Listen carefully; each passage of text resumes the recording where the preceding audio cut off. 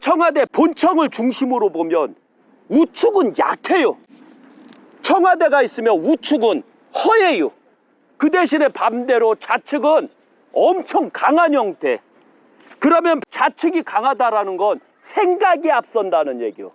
행동은 못하고. 풍수학적으로 정확하게 읽으면 이게 다 나와요. 예를 들면 1991년 9월 4일 청와대가 세워졌어요.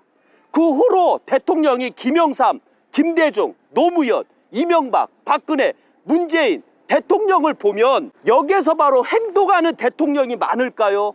생각만 하는 대통령이 많을까요? 제가 말하는 생각하는 대통령은 경험이 있는 자, 행동으로 경험을 이룬 자를 행동하는 자로 보고, 경험이 없고 생각만 하고 생각에서 끝나는 자가 생각하는 자예요. 그런데 여기서 보면 김영삼, 김대중, 노무현, 문재인 대통령까지 생각하는 자예요. 생각하는 자가 들어오면 대한민국은 망하는 거예요. 이 청와대에서는. 왜? 행동이 안 되기 때문에. 우측이 너무 약해요.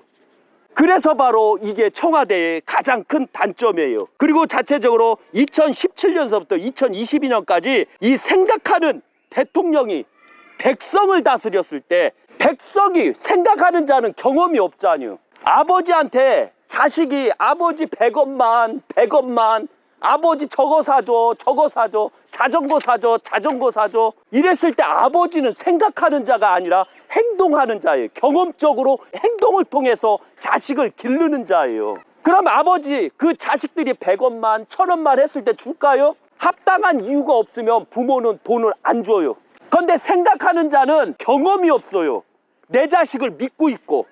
그러다 보니까 100원만 할 때 100원 주고 1000원만 할 때 1000원 주고 원하는 대로 다 들어줘서 결국은 망하게 된다는 거죠. 그 집안 자체는 자식 교육이 잘못돼서 망한다는 점이죠. 이게 이 청와대가 그 근본이라는 거예요. 그래서 청와대에서는 항시 들어왔을 때 누가 들어오면 다 망한다 이렇게 현재 유튜브에서도 그렇고 방송에서도 그래요. 그러나 왜 망할 수밖에 없었는가에 대해서 우리가 정확하게 알아야 된다는 거죠. 생각하는 자가 대통령이 돼서 망한 거예요. 그래서 우리는 다음에 대통령을 뽑을 때는 행동하는 자를 뽑아야 돼요. 그렇지 않으면 우리는 계속해서 망한다는 거 잊지 마세요. 그리고 일례를 보면 2017년부터 2022년까지 얼마나 많은 법을 만들었어요. 생각하는 자가 대통령이 되고 생각하는 자가 청와대에 들어왔죠. 그리고 우리는 이 생각하는 자가 경험 없이 국민이 원하면 원하는 대로 법을 다 들어줬어요. 그 결과가 뭐죠? 그 결과가 국민 스스로를 힘을 약하게 만들어요. 자립심을 약하게 만들고, 광화문에서 말씀드렸지만 국민은 밀가루 주세요 줬더니, 보리밥 주세요 줬더니, 쌀밥 주세요 줬더니, 고깃국 주세요 줬더니 나중에는 뭐라고 하냐면 맛 더럽게 없네 라고 하는 게 국민이에요. 국민의 욕심을 채우기가 너무 어려워요. 국민은 밑 빠진 독에 물 붓기처럼 한없이 들어가요. 끝도 없이요.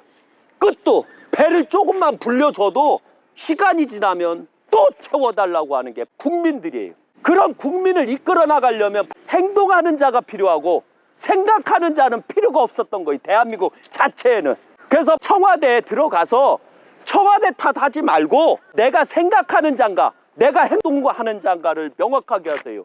공부를 중심으로 살았다면 그건 다 생각하는 자예요. 그런데 내가 실제적으로 노가다도 하고 기업도 이끌어 나가고 실제 군에서 행동으로 부하들을 다스려보고 그 다음에 실제 내가 대통령 전에 이루었던 게 많았던 자들이 행동하는 자예요.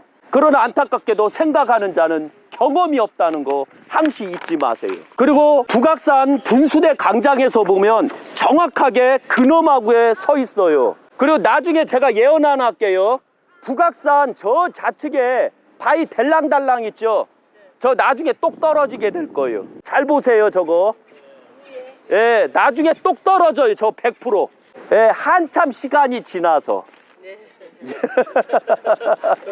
예, 언제 될지 모르지만 한참 지나서, 그리고 어떤 사람들이 보안에 대해서 문제를 일으켜요. 왜?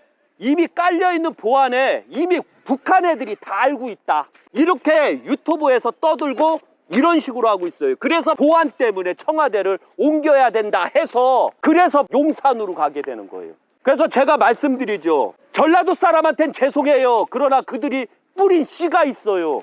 그래서 첫째, 청와대 보안에 문제가 있다면 5.18 유공자 후손들을 다 보직을 이전시켜 주세요. 두 번째, 전라도 사람 후손들 있다, 다 보직을 이전시켜 주세요. 그리고 또 보안법에 문제가 있었던 후손들, 청와대 근무하는 후손들 있다면 다 이전시켜 주세요. 그리고 새로운 인물로 다 뽑아버리면 되고, 그 다음에 해야 될 게 뭐냐면 중앙해로선서부터 모든 해로선을 다 바꾸면 보안에는 문제가 없어요. 이 청와대 자체가 이보다 완벽한 게 어디 있어요. 우리가 안타깝게도 가장 큰 문제가 뭐냐면, 친북하고 가차운 사람을 대통령 뽑아놓고 왜 지금이 와서 2022년에 와서 왜 보안법, 왜 보안에 문제를 갖냐 이거죠. 우리가 투표를 할 때는 제대로 찍어야 돼요. 대한민국을 위한 대통령, 대한민국을 위해서 살았던 관료, 그 다음에 대한민국을 위해서 희생했던 사람, 대한민국을 위해서 보안법에 문제가 있었다던가, 친북 성향이 너무 강하고 북한 돈으로 대학을 나왔다던가, 이런 사람들 뽑았기 때문에 바로 2022년 보안에 대해서 우리 스스로가, 대한민국 국민이 걱정하는 거 아니에요. 그러나 아셔야 되지만 이 청와대 자리는 제가 봤을 때는 거의 완벽했어요. 그러나 하나만 빼고 혈맥이 어디 있는지를 몰랐다는 게 가장 큰 단점이었죠. 그게 좀 안타까워요.